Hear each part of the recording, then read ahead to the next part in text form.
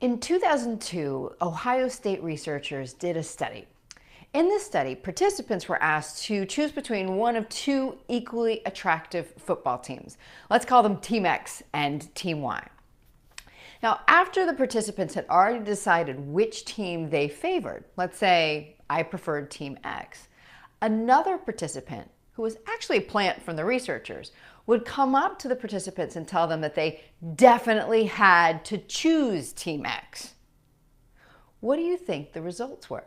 Did people stay with their original choice, or did they switch? The answer is really important to us as we figure out what's the best way to create change. I'm Tamsen Webster of tamsenwebster.com, and this is Find the Red Thread.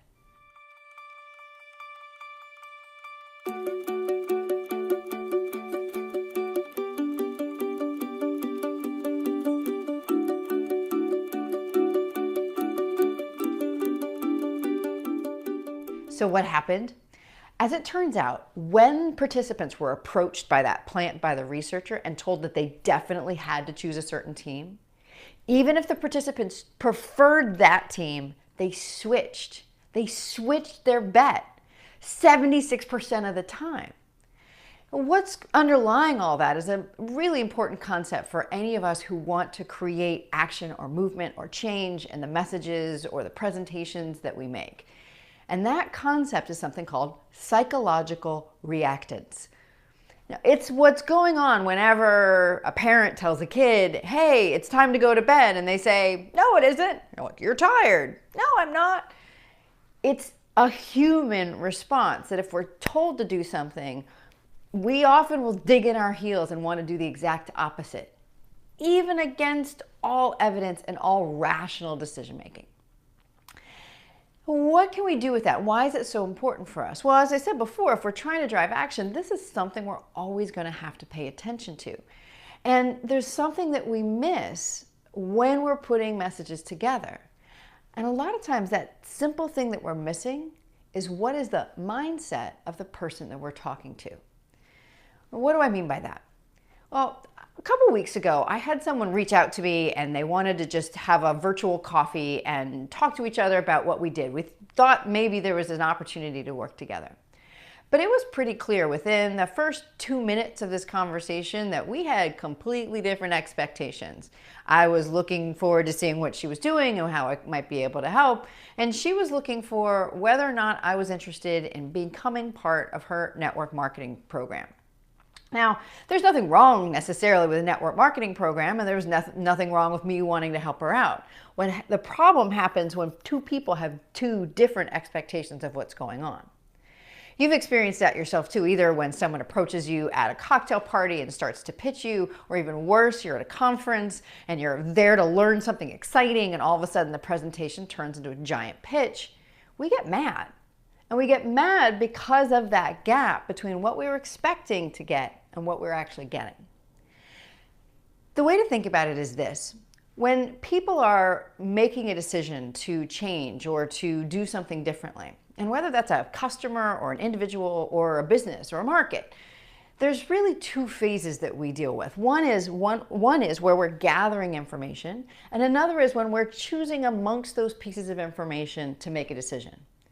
Now, is it much more complicated than that? Is there a journey? Does it go back and forth? And is there a funnel? Yes, but I think you can agree that those two phases are generally the case. And most often, one has to precede the other. People have to learn about something before they're willing to do something. Now, here's how this ties into creating messages with the red thread. Is that we have to understand which phase somebody is in. Because if they're in a learning phase, then the goal that they want, the problem that they have, the idea that will help get them receptive to change, even the change itself, is going to look and sound very different than somebody who has already decided to act. For instance, if I've got somebody who is at a conference and trying to learn about some new content marketing program or some new content marketing approach, then even if ultimately I want them to buy a product or service that I have, I need to understand that in that moment, they're still willing and ready only to learn. which means that the problem they have can't be that they don't have my service, that the idea can't be that my service is the only one that does things, and the change cannot be, hey, buy my thing. The problem has to be with something about how they see the world. You are looking at content marketing as a series of channels, for instance, but not really looking at the quality of the content. The idea has to be something that explains that problem, that helps them see things in a new way. Something like, people still make decisions the same way. And so that leads to a change that if we design content around how people make decisions, we'll be able to navigate changes in channels much, much more easily. Now, even if I'm selling a service that helps people develop better content, I'm not going to mention that in that situation. Because what I'm doing now, instead of invoking psychological reactance, is allowing people to come to those conclusions themselves. I am creating a space for agreement.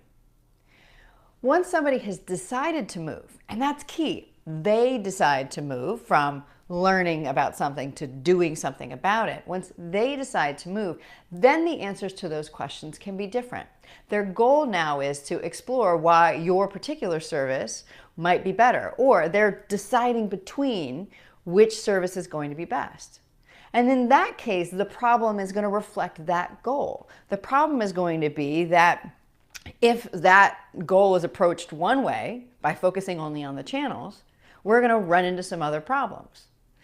But we at this particular company see that goal another way. We look at it as, let's look at the content and how it's put together, which leads to an idea which now allows me to put my specific message in place. I can say, well, at contentwhatevercompany.com, we believe X. And that's the idea, which now allows me to say, that's why at Content Company X, we approach this particular goal this way, which is why we've developed our products that are X, Y, and Z.